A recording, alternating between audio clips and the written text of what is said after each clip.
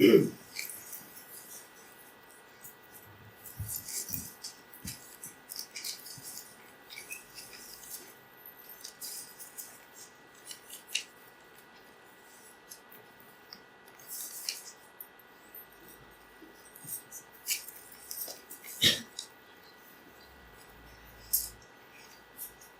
ne dors pas certaines nuits.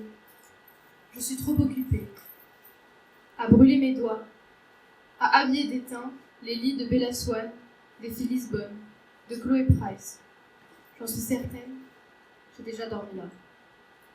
Je scanne des négatifs, des cartons entiers dont papa voulait se débarrasser, que j'ai ramenés de Paris, dans un sac à dos qui sciait mes épaules.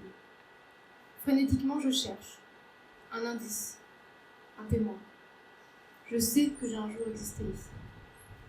Je découpe des jours durant des pixels au millimètre près dans des planches de bois plus grandes que moi, rêvant d'enfin toucher un monde virtuel que j'ai tant arpenté.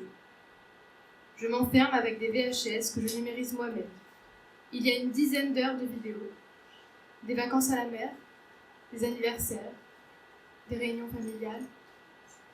Les garçons sont petits et ils me manquent. Je ne suis pas encore née.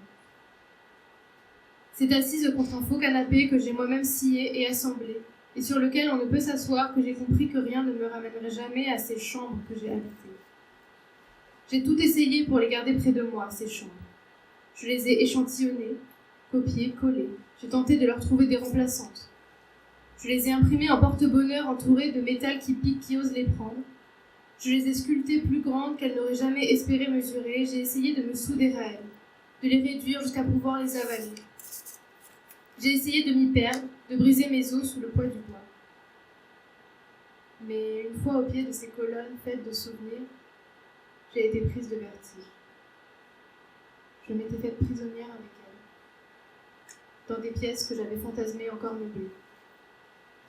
Si seulement elles avaient un corps comme le mien, si elles étaient faites de chair, je prendrais un fil et une aiguille, je ramperais dans leur muqueuse à quatre pattes, je saurais me faire petite fille, jusqu'au point le plus profond, et la lumière ne m'atteindrait même plus. Alors c'est à l'aveugle que je coudrais nos organes ensemble. Peu importe où je pique, tant que c'est conjointement que nous reposons. Je tirerai sur l'aiguille jusqu'à ce que ma joue repose contre les murs, et je ferai 2 nœuds, par peur que cette mère aussi décide de m'expulser de son ventre. La chirurgie n'a jamais eu lieu. Pourtant mes talons sans cesse effleurent les plinthes des murs de ces pièces. Je ne sens pas pouvoir me déplacer sans cesse. Ou alors l'opération s'est faite discrètement. Un jour, en 2007, étalé sur le lino tiède, le tramway passe sous la fenêtre, je prends le soleil. L'odeur du bitume parvient jusqu'au 6e étage. J'ai les pieds posés contre une étagère et il est vrai que je crois sentir mon corps encore léger d'enfant, s'engouffrer dans les routes fondues par la canicule. Serait-ce possible que mon corps et les leurs ne soient plus dissociables? Alors je ne m'en suis pas rendu compte. Je devais être trop occupée à être une fille. Dans ma chambre remplie de bouteilles de parfums vides que j'aimais parfois ouvrir et sentir et dans lesquelles je ne me noyais pas encore. Ou alors j'étais cachée derrière ma mezzanine, sur la chauffeuse rouge et bleu foncé qui n'a jamais été lavée, sur laquelle j'ai lu tous les Tom Tom et Nana et tous les Picsou Magazine, et même Antigone de Jean Hervé, que je n'ai jamais vu être emmenée à la déchetterie. Je n'étais peut-être pas seule quand c'est arrivé. J'avais peut-être pour compagnie le chien tout plat qui avait une seule oreille rose, l'oursonne et son petit cousu à son ventre, Bernard et Bianca qui appartenaient à maman, Mickey et ses genoux qui grinçaient quand on les pliait, une petite Hello Kitty que m'avait offerte ma voisine, celle dont je ne crois pas avoir déjà connu le prénom, les dizaines de Barbie et leur unique cheval. Je n'étais peut-être pas seule quand c'est arrivé, mais il devait forcément faire chaud pour que ma peau s'unisse ainsi à un corps étranger. Nous étions peut-être 4, nous étions peut-être même 6. Non, je pense que nous étions 4. Et à force de me faire courir dans la maison, à me faire suffoquer de chaud sous une couverture, pour me faire peur ou pour se faire rire, ou de faire semblant de se battre quand en réalité on se sautait dans les bras, peut-être qu'en reprenant mon souffle, avachi sur le canapé, la peau moite de mes cuisses et de mes bras a accroché au cuir délavé.